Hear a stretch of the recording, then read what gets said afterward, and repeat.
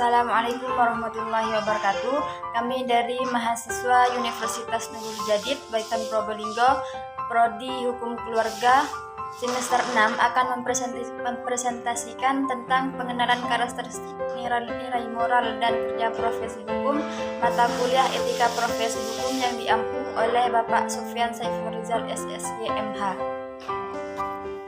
Ya, di sini saya tidak sendiri, ada rekan saya yang bernama Naila Jaliyah dan saya sendiri bernama Siti Nur Khalifah. Ya baik, untuk mempersingkat waktu langsung saja kita ke penyaji pertama, yakni saudari Naila Jaliyah. Kepadanya dipersilahkan. Ya, bismillahirrahmanirrahim. Assalamualaikum warahmatullahi taala wabarakatuh. Jadi di sini saya Naila Jaliyah akan presentasikan tentang karakteristik profesi hukum. Jadi di sini ada dua kata, ada profesi dan hukum. Jadi karakteristik sendiri dalam kamus bahasa Indonesia itu mempunyai arti sifat-sifat kejiwaan atau akhlak atau budi pekerti yang membedakan seseorang dari yang lain, atau juga bisa dikatakan tabiat kebiasaan seseorang. Karakteristik ini biasanya mengacu pada karakter dan gaya hidup seseorang, yang mana dari hal itu dapat menimbulkan nilai-nilai yang berkembang secara teratur, sehingga tingkah laku seseorang itu akan lebih konsisten dan mudah diperhatikan. Lalu kalau profesi sendiri di sini yakni merupakan suatu pekerjaan, namun tidak semua pekerjaan dinamakan profesi. Ya, seperti itu singkatnya. Lalu profesi sendiri ini, jadi kalau dikaitkan, karakteristik profesi hukum merupakan suatu tabiat yang dimiliki oleh seseorang yang akan bekerja seperti itu. Ya. Lalu profesi hukum, karakteristik dari profesi hukum sendiri di sini ada 5. Salah satunya yakni ada keterampilan. Keterampilan seperti apa? Keterampilan yang mana itu berbasiskan kepada pengetahuan teoritik seperti itu.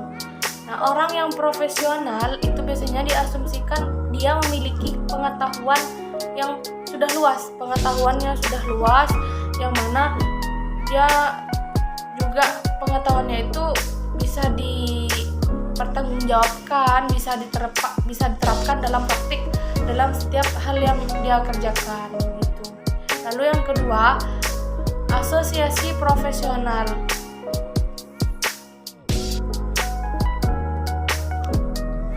Nah, yang kedua itu ada asosiasi profesional, yang mana orang yang profesional biasanya itu dilingkari oleh sebuah organisasi, yang mana di dalamnya ada anggotanya, ada ketuanya, ada seperti organisasi-organisasi lainnya. Nah, di sini untuk apa adanya asosiasi profesional? Di sini untuk meningkatkan status para anggotanya. Ya, gitu.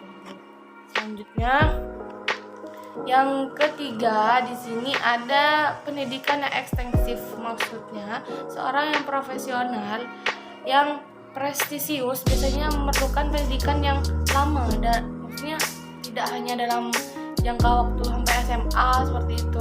Orang yang dimaksud ekstensif ini dalam jenjang pendidikannya dia memiliki jenjang pendidikan yang tinggi. Lalu selanjutnya, karakteristik dari profesi, ia harus bisa diuji kompetensi. Jadi sebelum dia memasuki organisasi profesional, biasanya ada persyaratan, ada seperti tes yang harus dia lakukan, terutama dalam pengetahuan teoritis. Jika lulus, dia bisa masuk kelembagaan seperti itu. Jadi semacam tes kita sebelum kerja, layak enggak kita bekerja dalam hal ini gitu. Yang kelima yaitu pelatihan institusional.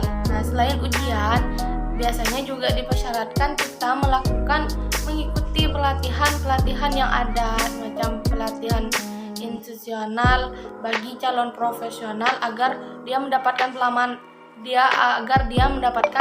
pengalaman praktis sebelum menjadi anggota penuh dalam organisasi tersebut. Ini dilakukan untuk apa? Untuk meningkatkan keterampilan seorang yang profesional untuk pengembangan profesionalnya gitu. Lalu di sini kita juga sebagai orang profesional disyaratkan untuk memiliki karakteristik lisensi, maksudnya punya tanah yang banyak, lisensi yang banyak. Profesi di sini, seorang yang profesional di sini bisa mendaftarkan diri melalui sertifikat-sertifikat yang dia punya agar mereka bisa mendapatkan lisensi. Dengan lisensi ini dia seorang profesional bisa dianggap bisa lebih dipercaya dan bisa lebih dipertanggungjawabkan keilmuannya, pengetahuannya juga seperti itu. Nah, dari karakteristik yang saya sebutkan tadi di atas dari 6 itu yaitu ada asosiasi profesional, pendidikan ekstensif dan lain-lain, itu merupakan karakteristik profesi secara umum. Adapun karakteristik seorang profesi hukum sendiri ini ada sifat kemanusiaan yang pertama. Kenapa demikian? Di sini agar kita bisa menyikapi hukum itu secara formal. Artinya sebagai seorang sarjana hukum kita dituntut untuk gemar melakukan analisis atau eksekusi atau interpretasi yuridis yang sesuai dengan keadaan masyarakat, sesuai dengan dinamika masyarakat, sehingga dalam diri kita sebagai seorang sarjana hukum tidak lagi kehilangan, apalagi tergusur atau terdegradasi dari sifat kemanusiaan. Yang kedua, yakni kita harus memiliki sikap keadilan. Sikap keadilan yang seperti apa? Sikap keadilan yang itu ditujukan untuk mencerminkan dan mengartikulasikan tuntunan masyarakat.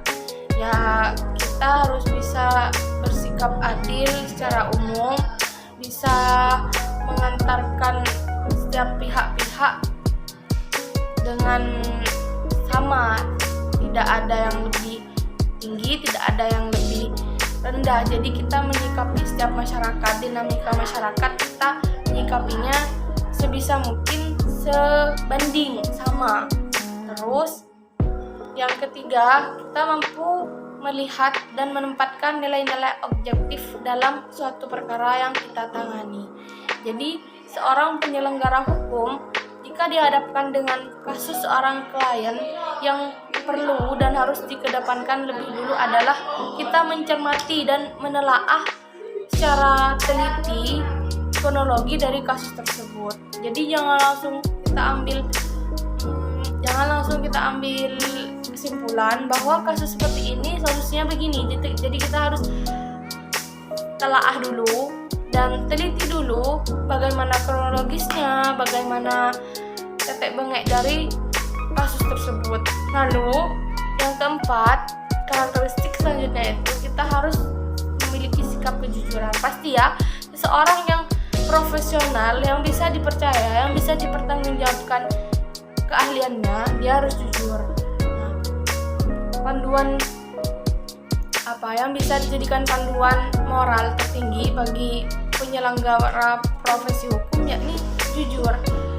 Nah, dari situlah jika kita gak jujur, kita gak memiliki sikap kejujuran, nantinya akan terjadi impact atau risiko yang cukup komplikatif, maksudnya cukup berat bagi kehidupan atau dinamika masyarakat. Dan pastinya jika tidak memiliki sikap kejujuran, tidak akan bisa dipercaya oleh masyarakat begitu. Nah, sikap kejujuran ini merupakan suatu sikap yang harus ditegakkan dalam penyelenggara profesi. Makanya orang yang jujur tanggung jawabnya juga dikaitkan dalam hal ini. Baik, terima kasih kepada penyaji pertama. Selanjutnya diteruskan oleh penyaji kedua, yakni saya sendiri. Di sini yang pertama saya akan menjelaskan tentang macam-macam profesi hukum. Sebenarnya macam-macam profesi hukum itu banyak sekali. Cuman di sini saya hanya akan menyebutkan sebagian saja. Macam-macam profesi hukum yang pertama itu yakni ada polisi, ada jaksa, ada hakim, ada advokat, ada juga notaris. Nah, yang selanjutnya itu yakni tentang nilai moral profesi hukum. Nilai moral profesi hukum. Nah, menurut DeVos, beliau menyatakan bahwa nilai moral adalah keseluruhan aturan, kaidah atau hukum yang berbentuk, baik itu berbentuk perintah atau berbentuk larangan. Sering dikatakan bahwa nilai moral itu merupakan bagian dari moralitas. Moralitas sendiri berasal dari bahasa Latin yang artinya moralis, yang dapat diartikan sebagai suatu sikap, watak, atau sebuah perilaku yang pantas yang pantas seperti itu. Dan macam-macam nilai moral profesi hukum itu, yang pertama ada kejujuran. Kejujuran adalah dasar utama. Kejujuran adalah dasar utama ya dalam nilai moral seperti itu. Sikap yang terdapat dalam kejujuran yaitu yang pertama ada sikap terbuka, sikap wajar, yang mana sikap wajar ini berkenaan dengan perbuatan yang tidak berlebihan, tidak otoriter, tidak sok berkuasa, dan juga tidak menindas dan tidak memeras. Yang kedua itu ada otentik. Otentik di sini artinya menghayati dan menunjukkan diri sesuai dengan keasliannya. Otentik pribadi profesional hukum yakni antara lain tidak menyalahgunakan wewenang, tidak melakukan perbuatan yang merendahkan martabat, tidak mendahulukan yang selanjutnya itu mendahulukan kepentingan klien, berani berinisiatif dan berbuat sendiri dengan bijaksana, tidak semata-mata menunggu atasan, terus tidak mengisolasi diri dari pergaulan sosial seperti itu. Terus nilai moral selanjutnya itu yakni bertanggung jawab. Nah, bertanggung jawab di sini penting sekali ya. Dalam menjalankan tugasnya, profesional hukum wajib bertanggung jawab terhadap apa yang sudah menjadi tanggungannya. Artinya dia harus sedia melakukan dengan sebaik mungkin tugas-tugas yang termasuk dalam lingkup profesinya. Profesi hukum itu sendiri ya.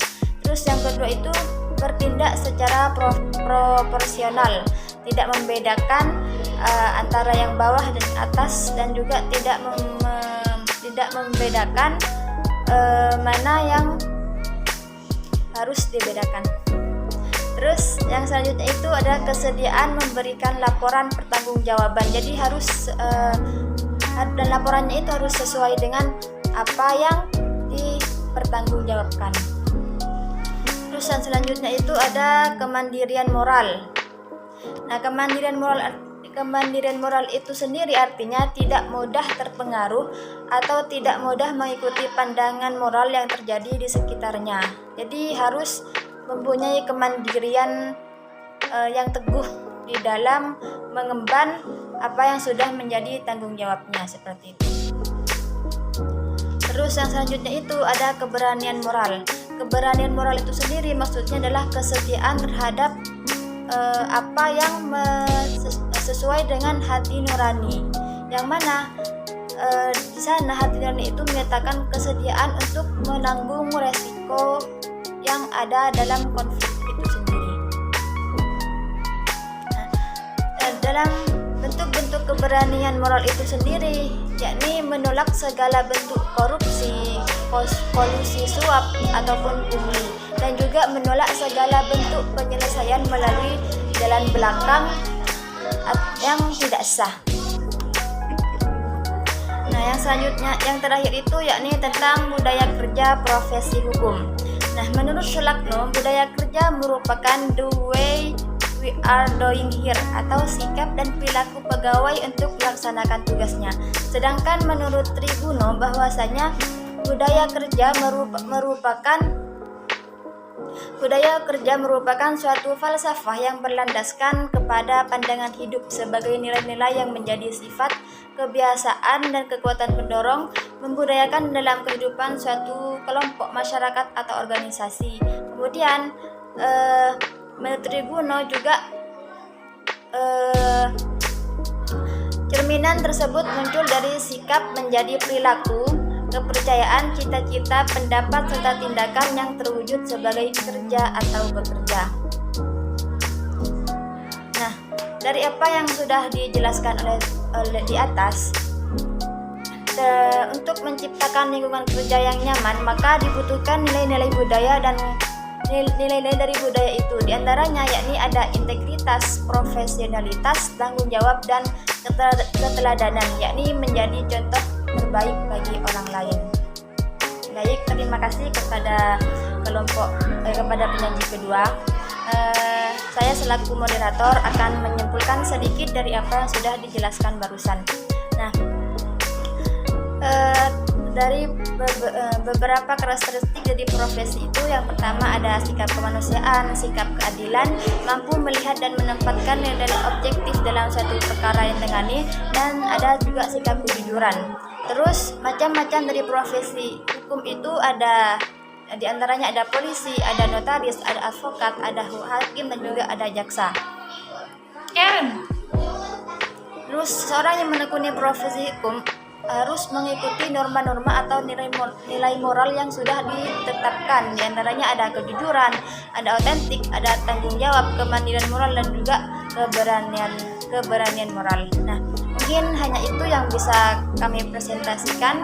Kurang lebihnya kami mohon maaf. Wassalamualaikum warahmatullahi wabarakatuh.